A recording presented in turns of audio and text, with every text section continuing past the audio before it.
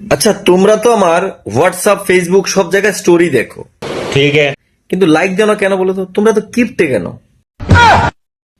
এত কিপটে কেন তোমরা? কিপটের একটা লিমিট আছে, তোমরা এত কিপটে কেন?